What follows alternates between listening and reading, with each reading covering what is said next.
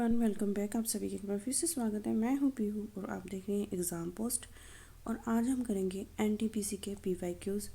तो सबसे पहला क्वेश्चन है, the growth from the planet of comprise its size shape and orientation is known as habit environment habitat या growth pattern.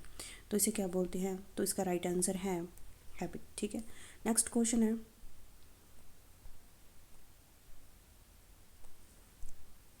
Who was the founder of प्रार्थना समाज। तो प्रार्थना समाज के फाउंडर कौन है? आत्माराम पांडुरंगा, स्वामी दयानंद सरस्वती, राजा राम मोहन राय, स्वामी विवेकानंद। तो राइट आंसर है इसका आत्माराम पांडुरंग। तो आत्माराम पांडुरंग ने प्रार्थना समाज की स्थापना की थी। कब की थी?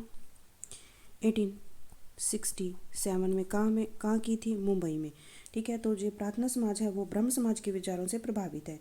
इन्होंने समाज के लिए क्या काम किया? इन्होंने जाति प्रथा को ख़त्म किया, महिलाओं को शिक्षा दी और बाल विवाह को रोकने के लिए काम किया। प्रार्थना समाज ने पुनर्विवाह को भी बढ़ावा दिया। प्रार्थना समाज की एक पत्रिका है जिसका नाम है सुबोध। ठीक है, सुबोध नाम की एक पत्रिका है जो 2 लैंग्वेज में प्रकाशित होती है। कौन कौन सी? मराठी और इंग्लिश। ठीक है, यह है पत्रिका जो मराठी और इंग्लिश में प्रकाशित होती है। नेक्स्ट क्वेश्चन पे चलते हैं, in which year was the environment protection act pass by the parliament of India. तो कब ये हुआ? 1986 में, 1977 में, 1998 में या 1988 में। तो इसका राइट आंसर है 1986। तो ये 1986 में पारित हुआ। जो कौन सा अनुच्छेद है इसका? इसका अनुच्छेद है 253। तो भोपाल गैस त्रासदी हुई थी, उसके बाद इसे लागू किया गया। और ये यूएनओ का भी एक कार्यक्रम है जिसमें 26 धाराएं हैं। कितनी? 26 धाराएं हैं और 4 अध्याय हैं। ये भी पूछ सकता है कि इसमें कितने अध्याय हैं और कितनी धाराएं हैं। 26 और 4। ठीक है, 253 इसका अनुच्छेद है।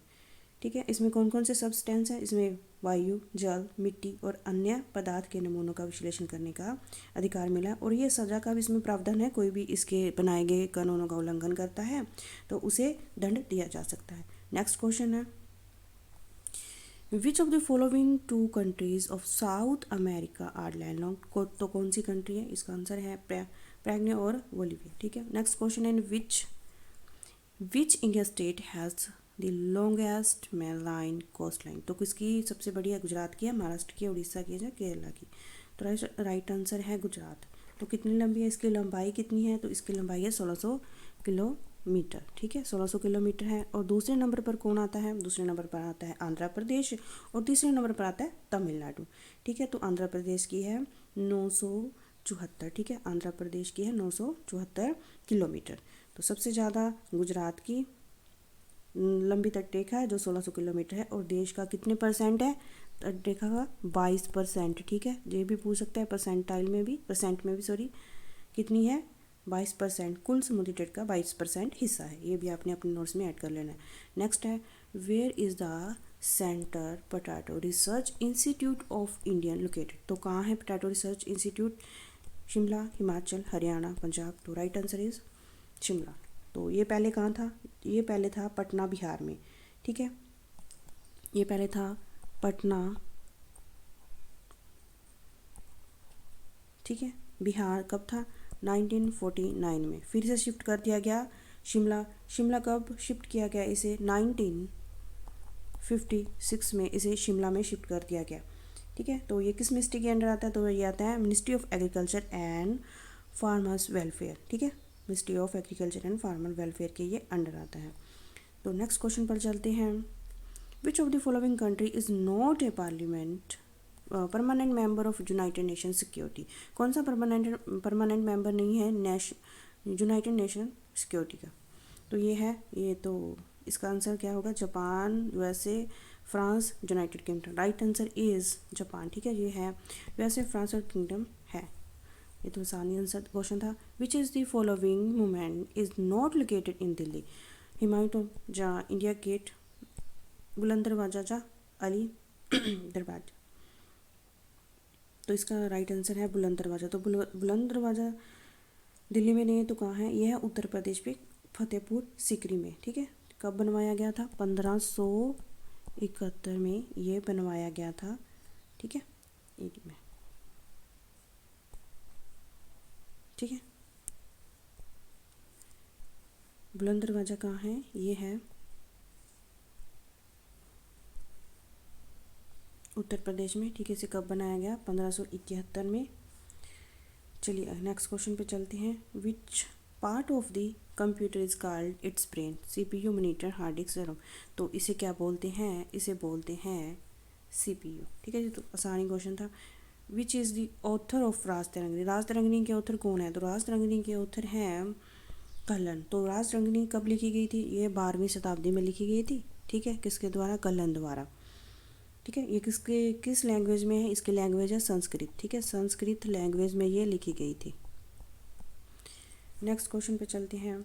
In which is the following is in the list of Maharashtra centre public sector enterprise central coalfield limited? तो ऐसे क्वेश्चन भी आते हैं, इसलिए मैंने ऐड किया है इसे। ये PYQ है NTPC का।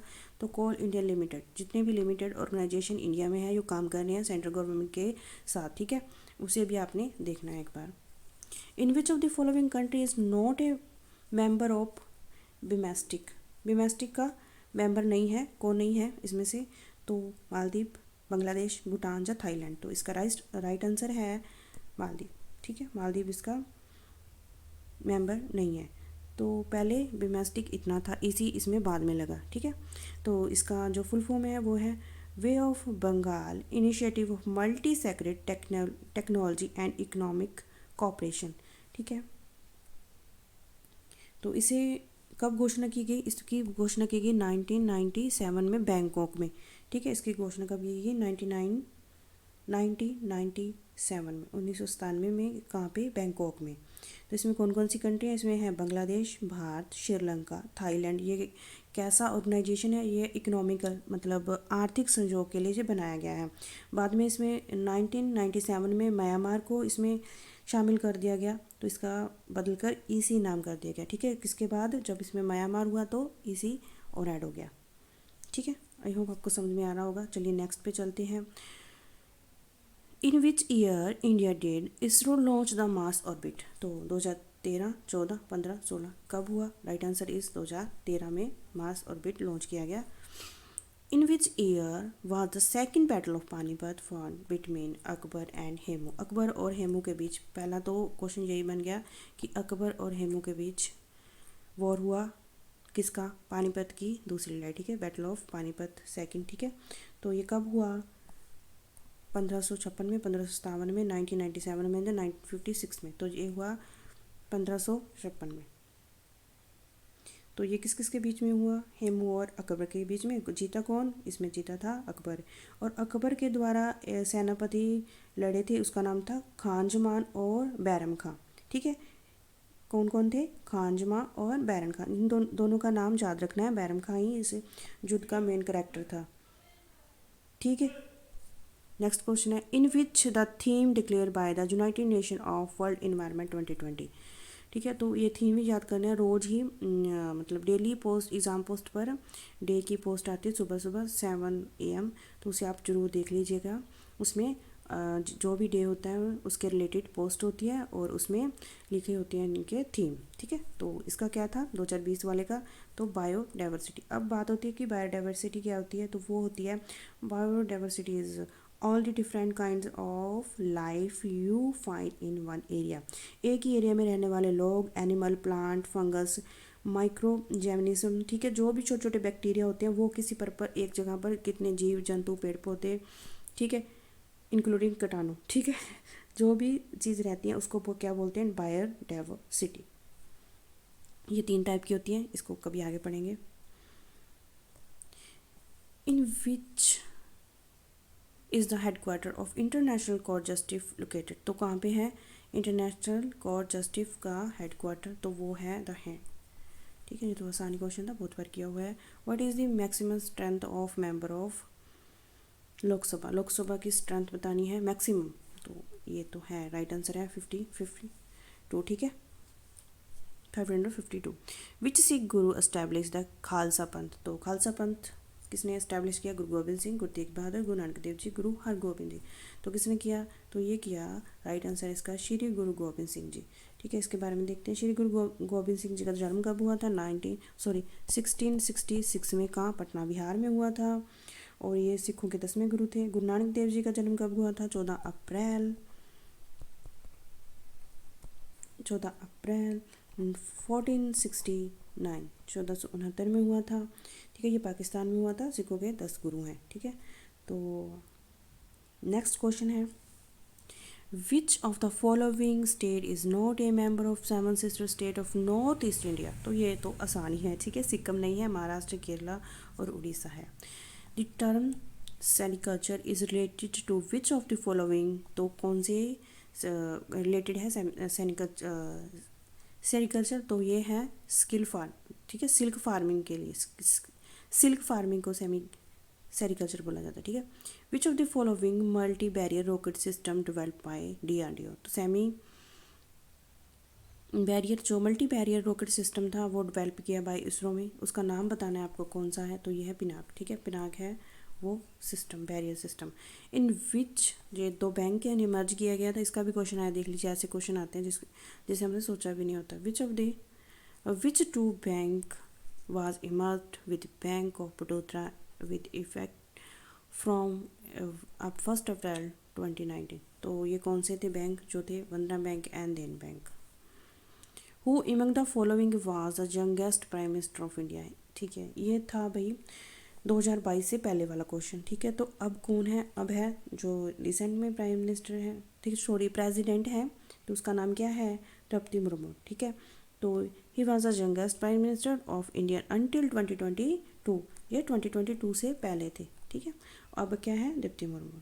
ठीक है, नीलम संजीव रेड्डी थे जो यंगेस्ट प्राइम मिनिस्टर थे 2022 से पहले। अब कौन है? द्रौपदी मुर्मू। ये आपको याद रखना है। अब आए तो ये मत लगा के आना। तो डॉक्टर राजेंद्र प्रसाद सबसे पहले प्रेसिडेंट थे और उनका जो था टाइम पीरियड वो था 1950 में। ठीक है, राजेंद्र प्रसाद जी का। ठीक है, 1962 में। ठीक है, और next question, who among the following was youngest president of India? ठीक है, तो ये वही हो गया, श्री नीलम संजीव रेड्डी। ठीक है, between which 2 city does not India for first Between which 2 city does Indian first semi high speed train Vande Bharat express run?